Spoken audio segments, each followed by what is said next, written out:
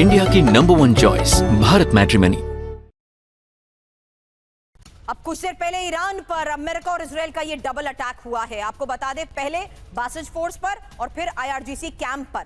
अभी अभी waste Iran के अब्दानान में ये भीषण बमबारी हुई है। इजराइल अमेरिका के टारगेट पर आईआरजीसी का बेस है। इस हमले में आईआरजीसी का कैंप कैसे तबाह हुआ, देखिए तस्वीर।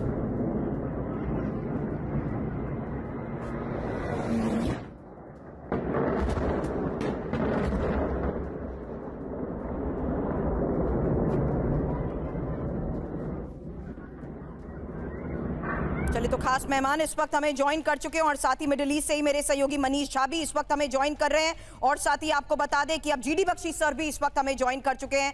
उन एक्सपर्ट से सवाल करूं उससे पहले जल्द आपके पास मनीष आती हूं। I hope you are safe. फिलहाल इस वक्त लगातार अलग अलग फ्रंट से जो तस्वीरें सामने आई हैं उसमें विध्वंसक प्रहार की कुछ और तस्वीरें रखने से पहले सीधा एक अपडेट आपसे लेना चाहती हूँ।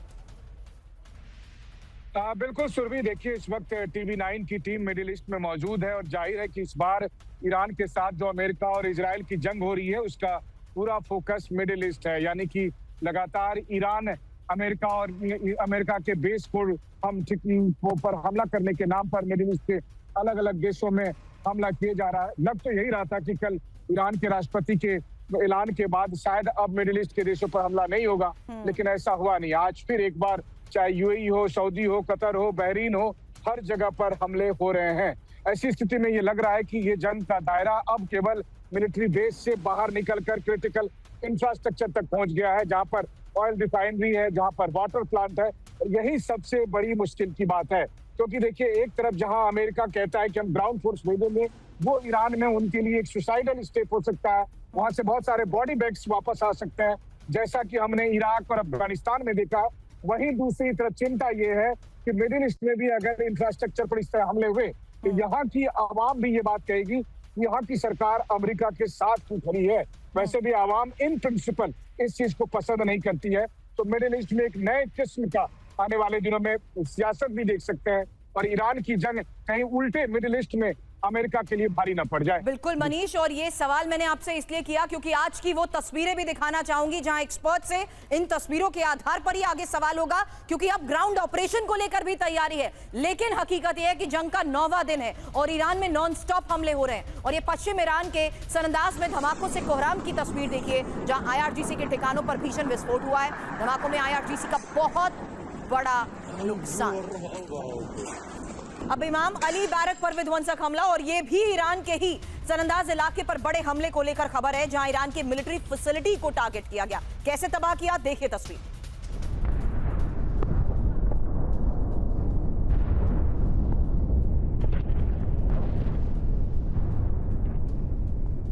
और अब अमेरिका इजराइल के हमलों से दहले तेहरान को लेकर एक और बड़ी खबर, और तेहरान की आजादी स्ट्रीट पर सीरियल विस्फोट हुए। बासिज फोर्स के ठिकानों पर भयंकर बमबारी। एयर स्ट्राइक में बासिज फोर्स का बेस पूरी तरह तबाह हो चुका है। इजरायली एक्स हैंडल से ये वीडियो जारी हुआ है।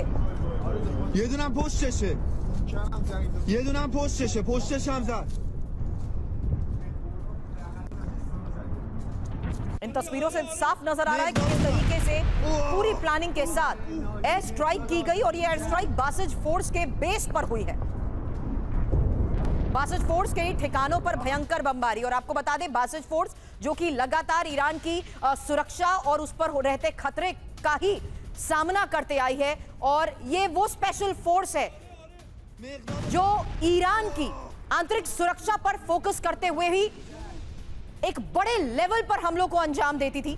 क्योंकि इसी बासिज फोर्स को जिस तरीके से अब इजराइल टारगेट कर रहा है, इसी को लेकर एक्सपर्ट से सवाल करूंगी। फिलहाल ईरान में अमेरिका इजराइल के विध्वंसक हमले की एक और तस्वीर तेहरान से है, और ये तेहरान के नजदीक पाकदाश्त में बमबारी हुई है। आईआरजीसी के सैन्य ठिकानों को कैसे टारगेट किया, देखिए। धमाकों में आईआरजीसी की पूरी इमारत जमींदोज हो गई। तो आईआरजीसी के और सैन्य ठिकाने जिस तरीके से अभी तक हमले होते रहे हैं, अब बासिज फोर्स जो कि ईरान की एक अर्धसैनिक बल है, ईरानी सेना का ही एक इंपॉर्टेंट हिस्सा है, उसके बेस को भी पूरी तरीके से तबाह कर दिया गया। लेकिन लगातार हो रहे हमलों के बीच एक तस्वीर जंजान में भी सामने आई, जहां ईरान के ही जंजान में विनाशक हमलों का ये वीडियो है, और ये बासिज फोर्स के ठिकानों पर एयर स्ट्राइक का दावा किया गया। विस्फोट में बासिज फोर्स का बेस तबाह हो गया। धमाकों में कई सैनिकों की मौत का दावा किया जा रहा है।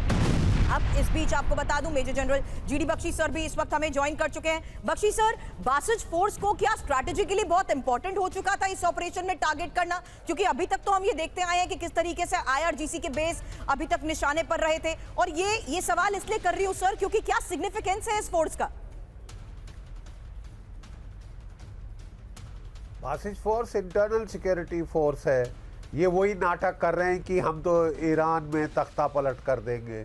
बात ऐसी है कि जब आपने खमैनी की हत्या करी तो वो तो पोप है ना शिया वर्ल्ड का, तो सारे ईरान के लोग तो आपके बरखिलाफ उठ खड़े हुए हैं। अगर आप उम्मीद कर रहे हैं कि ईरान में तख्ता पलट होगा तो वो सब बकवास, महज बकवास है। बूट्स ऑन द ग्राउंड डालने की हिम्मत है नहीं, ठीक है, और ख़ासकर अमेरिका में तो बिल्कुल नहीं है। वो कोशिश कर रहे हैं कि कुर्दिस्तान के लोगों को भड़काया जाए और वो हमला करें तेहरान पे। कुर्दिस्तान के प्रोविंस से तेहरान 750 किलोमीटर दूर है।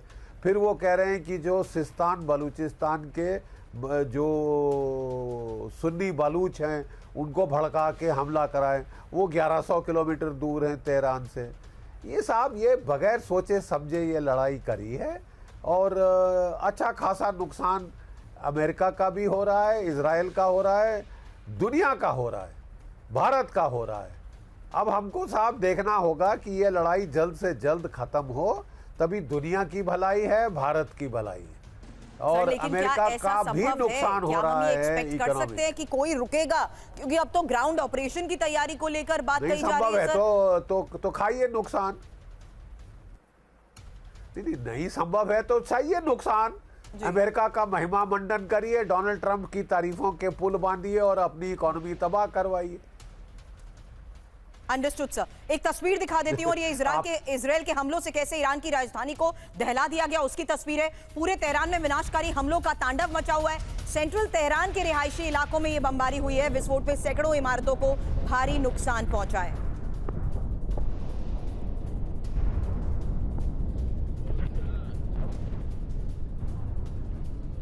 इंडिया की नंबर 1 चॉइस भारत मैट्रिमनी।